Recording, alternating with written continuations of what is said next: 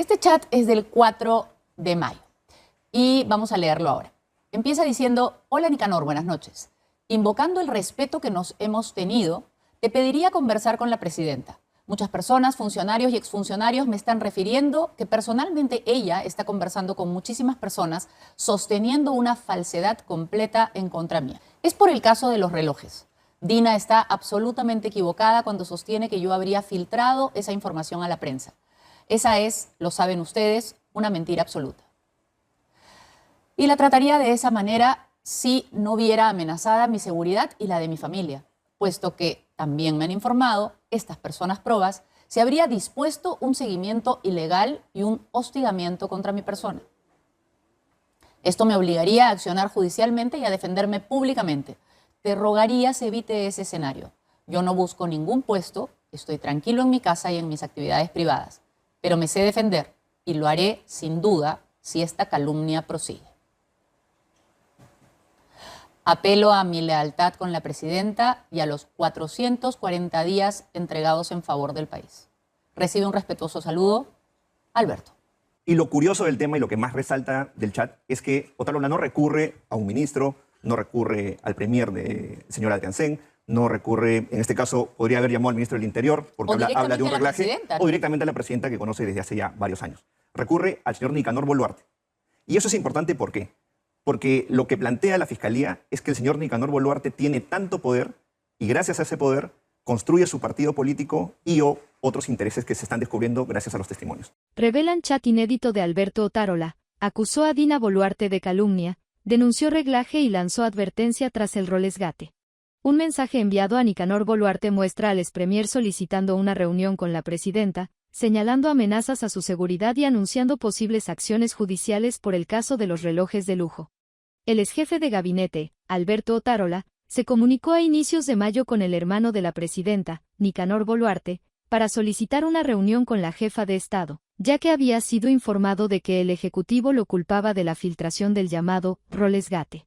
Según el chat expuesto este domingo por Cuarto Poder, el expremier confirmó que la mandataria había difundido la versión de que él filtró a la prensa la colección de relojes de lujo, incluidos 3 Rolex, que le había entregado el gobernador de Ayacucho, Wilfredo Oscorima. Hola, Nicanor, invocando al respeto que nos hemos tenido, te pediría conversar con la presidenta.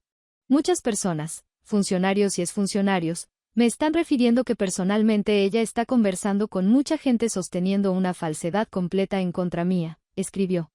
La ministra de Vivienda, Ania Pérez de Cuéllar, había insinuado semanas atrás que Otárola divulgó el caso a la prensa en venganza por ser retirado de la presidencia del Consejo de Ministros, PCM, unas declaraciones que él rechazó de inmediato. Lo cierto es que es importante cómo se participa en la política y lo que vemos en el caso de la formación del Partido Ciudadanos por el Perú, la verdad, deja muchas cosas por investigar. Y vamos a seguir hablando del señor Nicanor Boluarte, esta vez con Eduardo Quispe. ¿Por qué? Porque Eduardo nos trae un chat, una conversación que muestra la importancia que tiene el señor Boluarte. ¿Cómo estás, Eduardo? ¿Qué tal, Sol? Vamos a mostrarles el chat a nuestro público primero. Vamos con el chat. Ahí está. Este chat es del 4 de mayo y vamos a leerlo ahora. Empieza diciendo: hola Nicanor, buenas noches. Invocando el respeto que nos hemos tenido, te pediría conversar con la presidenta. Muchas personas, funcionarios y exfuncionarios me están refiriendo que personalmente ella está conversando con muchísimas personas sosteniendo una falsedad completa en contra mía. Es por el caso de los relojes. Dina está absolutamente equivocada cuando sostiene que yo habría filtrado esa información a la prensa. Esa es, lo saben ustedes, una mentira absoluta. Y la trataría de esa manera si no viera amenazada mi seguridad y la de mi familia, puesto que, también me han informado, estas personas probas, se habría dispuesto un seguimiento ilegal y un hostigamiento contra mi persona. Esto me obligaría a accionar judicialmente y a defenderme públicamente. Te rogaría se evite ese escenario. Yo no busco ningún puesto, estoy tranquilo en mi casa y en mis actividades privadas, pero me sé defender y lo haré sin duda si esta calumnia prosigue. Apelo a mi lealtad con la presidenta y a los 440 días entregados en favor del país. Recibe un respetuoso saludo, Alberto.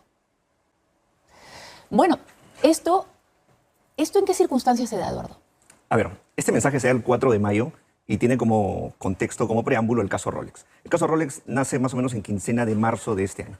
Desde ese momento se empezó, digamos, en varias voces, en todo el medio político, se empezó a hablar de que el caso Rolex o el dato del caso Rolex había sido filtrado por el señor Alberto Otárola, ya en ese momento ex premier de la República. Otárola sale a desmentir esto en Twitter, la señora Jania de Pérez de Cuellar, ministra de Vivienda de este gobierno, también sale a insinuar un poco que el señor Otárola habría estado metido en este tema. Otárola desmiente esa posición desde las redes y luego no se vuelve a hablar más del tema porque incluso el 2 de abril el señor Otárola va a Palacio de Gobierno y parecía que ahí el tema se había calmado con respecto a este rumor que corría en todo el ambiente político. Pero aquí él da a entender que sabe que varias personas han escuchado de boca de la propia presidenta decir que ella piensa que él es el que lo filtró. Claro, lo que te demuestra es que Otárola va la primera semana de abril y luego este chat aparece casi un mes después, en mayo. Eso te da a entender claramente que, digamos, ese problema entre Otárola y el gobierno no se había resuelto. Y lo curioso del tema y lo que más resalta del chat es que Otárola no recurre a un ministro, no recurre al premier del señor Adrián Sen, no recurre, en este caso, podría haber llamado al ministro del Interior porque habla de un reglaje, ¿no? o directamente a la presidenta que conoce desde hace ya varios años. Recurre al señor Nicanor Boluarte. Y eso es importante, ¿por qué? Porque lo que plantea la Fiscalía es que el señor Nicanor Boluarte tiene tanto poder y gracias a ese poder construye su partido político y o otros intereses que se están descubriendo gracias a los testimonios. Y hace las cosas de la premisa de la Fiscalía es que hace cosas indebidas para constituir el partido político, como utilizar prefectos y subprefectos. Pero básicamente lo que demuestra este chat es la importancia de Nicanor Boluarte, ¿no? El ex presidente del Consejo de Ministros le escribe a él para pedirle que él convenza a la presidenta. Además, como te decía, él habla de arreglajes, el señor Otárola. O sea, tranquilamente él puede llamar al ministro del Interior y decirle, oye, ¿qué está pasando? Me ha llegado esta información.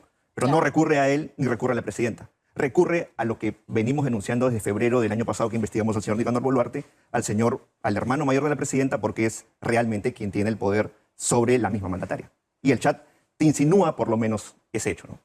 Bueno, muchísimas gracias, Eduardo. Es un elemento más en esta historia del poder aparente de Nicanor Boluarte. Y esto es importante porque los poderes en la sombra siempre son algo de lo que hay que sospechar y de lo que hay que cuidarse. Los poderes deben ser abiertos, los cargos deben tener responsabilidades y la gente debe responder ante la ciudadanía. Gracias, Eduardo.